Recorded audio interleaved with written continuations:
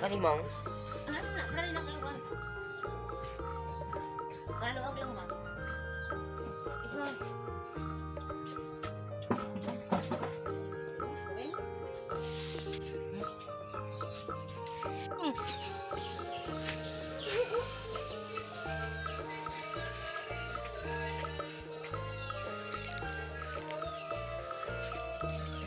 Bye-bye.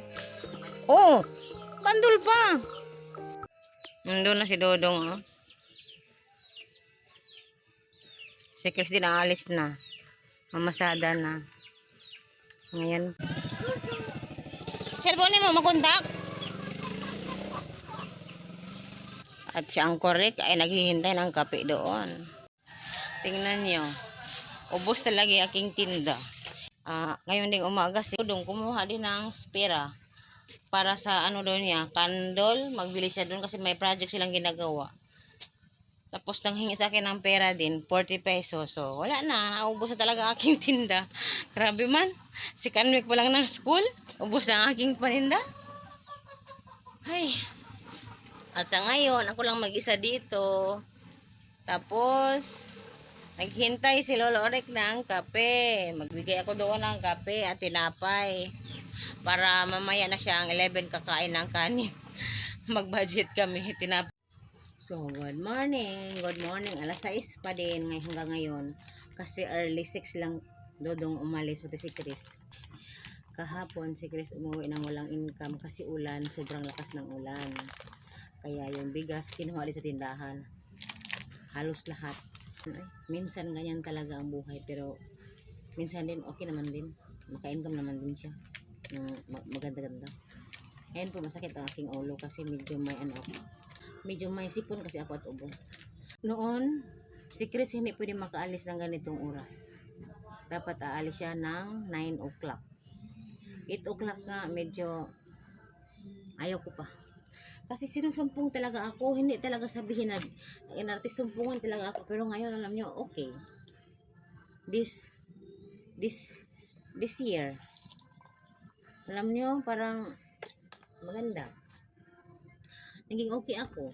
Nakaya ko ng lakas si Chris ng ganitong oras, alas 6, alis siya mga masada. Okay na ako maiwan mag-isa. Noon hindi, pwede. Iyakan ko yan. Pag alis siya, parang iyak-iyak talaga ako. As in, magdrama ako kasi hindi din drama.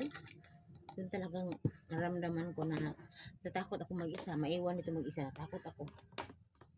Wala akong ulam. Yan lang ang ulam ko na iwan. Oh. Yan. Liit.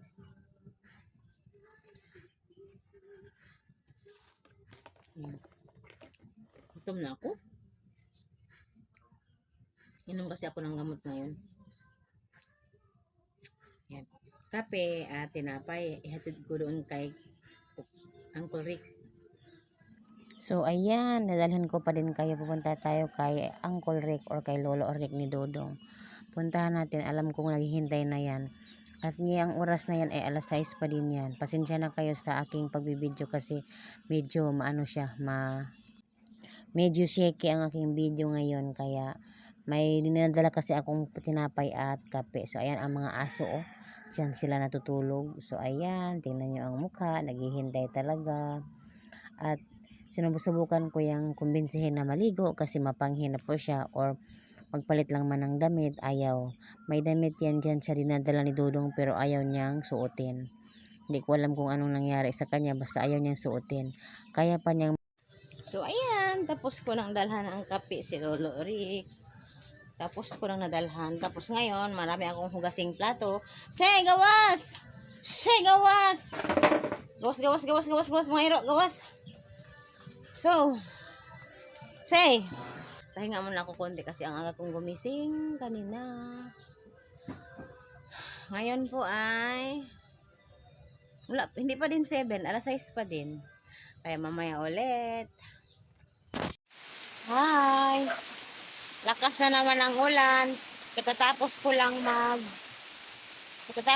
maglaban ng manumano sa mga white ni Dodong at punda. Kasi minano-mano ko lang kasi ang kapagod maghakot ng tubig. Tapos mga puti po 'yon. Pero umulan na agad. Hindi ko pa nasampay, umulan na. Alas 10 na. 10:30 na. Si Lolo Rick, hindi ko pa nahatiran ng pagkain kasi masakit ang ulo ko. Nagpahinga ako tapos naglaba ako kahit masakit ang ulo ko. Diyos ko, sakit ang ulo ko talaga. Hindi ko pa nahatiran ng pagkain. Pero kanina, nag-inom yun ng kape at kumain ng tinapay. Pero, dapat 10 o'clock, maghatid na ako ng pagkain doon. Kaso ulan. Tapos sabi ko sa biyanan, anong ipapaulam natin? Wala. Wala kaming ulam. May walang gulay. Kasi yung gulay namin doon, ubos na din. So, ayun. Si Chris, umalis kanina sa alas 6. Hanggang ngayon, hindi din umuwi. Hindi yun kumain. Kasi sabi niya sa akin kahapon, babawi daw siya sa pamamasada ngayon kasi may klase. Kasi alam niya, lahat ng kinukuha sa mga kuha ni Dodong, kailangan at bigas namin kagabi, pati tubig na nga dito sa tindahan. So, walang pera ang tinda, tapos wala na ding laman. Kaya bumawi siya kahit daw magbili lang siya ng mga sabon. Kasi wala na akong sabon. Panglaba, barita wala na din, candy wala na din. Yung kape, yun na lang. Konti na lang, yung kape yan na lang. Konting-konti na lang talaga. Sa babawi daw siya. Sa pagbabawi ng sabi niya bumabawi, hindi din kumakain. Ay nako, sabi ko sa kanya kakain muna. Hindi ko alam bakit hindi umuwi. Baka kumain na yan ng tinapay doon. So, ulan guys. Hatid tayo ng pagkain kahit ulan konti. Oo po, ulan po yan na naghatid ako ng pagkain.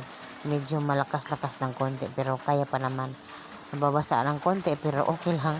Basta mahatiran lang ng pagkain yung Lolo Rick kasi gutom na yun. So, yan lang po. So, tapos ko nang pakainin si Lolo Rick. Ang ulam niya ay noodles, Lucky Me noodles. So, si Chris po ay hanggang ngayon hindi umuwi. Mag-11 na. So, ayan ang aking ulam for today. Yan po mga ulo ng tamba na niluluto ko sa oil na may ahos or bawang. Mabango po siya. Mabango siya kadahal sa bawang. Ayan. Last batch na yan. Ubus na yung ulo ko na inaasin. Tapos wala din ako. Kasi si Chris kasi hindi pa umuwi. Siguro wala pa din yung income kaya hindi naman ako kumakain ng marami. Isa-isa lang, isang ulo lang. Basta may sabor lang yung kanin. Hindi din pwede toyo. Ayoko sa toyo. Ayoko din sa asin. Ayoko din sa asukal. So, mas prefer ko na ganyan. Yan. Oh, na ta. 11:45 na.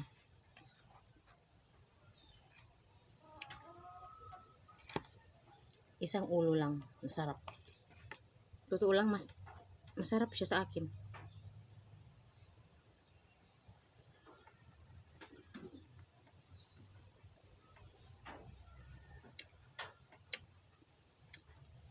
Malat-alat lang.